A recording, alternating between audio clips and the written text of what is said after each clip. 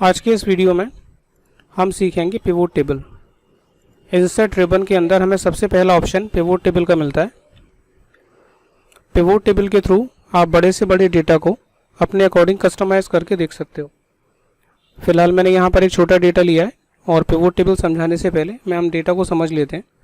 इस डेटा के अंदर मैंने कुछ पर्सनस के नाम लिखे हैं, उनके कुछ डिपार्टमेंट्स और उनकी सेल्स। जैसे कि शोएब फर्नीचर डिपार्टमेंट से जिसकी सेल 1200 रुपये की है। हेमंत स्नैक्स डिपार्टमेंट से जिसकी सेल 2000 रुपये की है।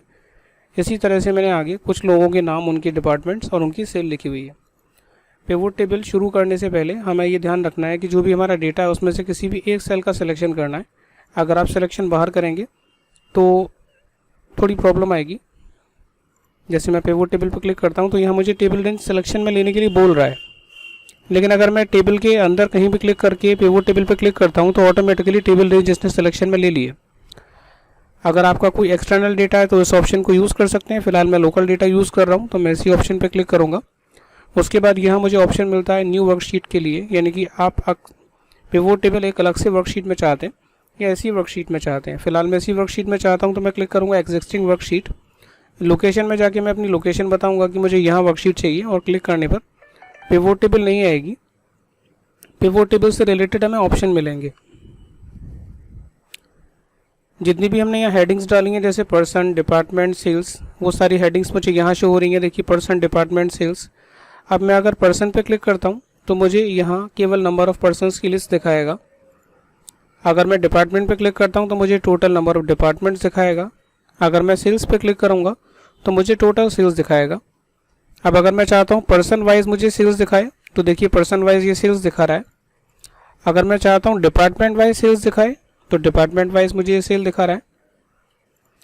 अगर मैं चाहता हूँ डिपार्टमेंट वाइज मुझे पर्सन्स के नाम बताओ और फिर उसके बाद उनकी सेल्स बताओ, तो इस तरीके से हम अपने अकॉर्डिंग डेटा को कस्टमाइज़ कर सकते हैं।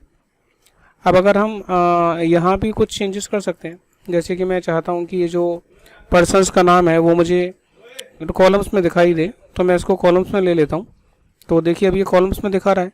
जैसे कि गारमेंट डिपार्टमेंट से अदीप है जिन्होंने 876 की सेल करी है, प्लस भूपेंद्र भी गारमेंट डिपार्टमेंट से ही है जिन्होंने 700 की सेल करी है। तो मुझे तो नहीं लगता वैसे ये जो मैंने व्यू लिया है अभी ये कंफर्टेबल है। अगर आपको कंफर्टेबल लगता है तो आप इसे यूज़ कर सकते हैं। फिलहाल मैं इसको उठा के दोबारा से रोज़ में रख देता हूँ तो मुझे रोज़ में ही शो करेगा और जितनी भी वैल्यूज़ हैं उन वैल्यूज़ को यहाँ पर शो करेगा, यानी कि सम फिलहाल यहाँ शो कर रहा है।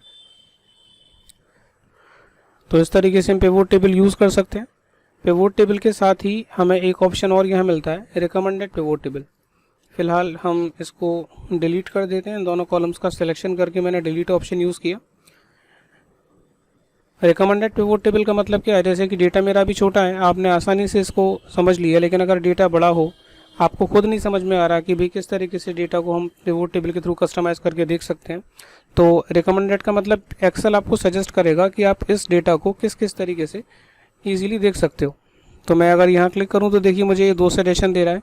एक तो आप टोटल डिपार्टमेंट्स की सेल्स देख सकते हो और दूसरा सजेशन दे रहा है कि टोटल डिपार्टमेंट्स के अंदर कितने कितने एम्प्लॉयज़ हैं उनकी काउंटिंग करके ये आपको बता रहा है। तो मैं फ़िलहाल इसे ओके करता हूँ और देखिए नई वर्कशीट पर इसने मुझे ये डिटेल दे दी। तो इस तरीके से हम रिकमेंडेड वाले ऑप्शन को यूज़ कर सकते हैं और पिवोट टेबल वाले ऑप्शन को यूज़ कर सकते हैं। अगर आप चाहते हैं कि मैं इससे रिलेटेड कोई और वीडियो भी बनाऊं जिसमें इसकी और भी ज़्यादा डिटेल्स हों तो प्लीज़ मुझे कमेंट बॉक्स में कमेंट कीजिए। आज के वीडियो में इतना ही, मिलते हैं नेक्स्ट वीडियो में।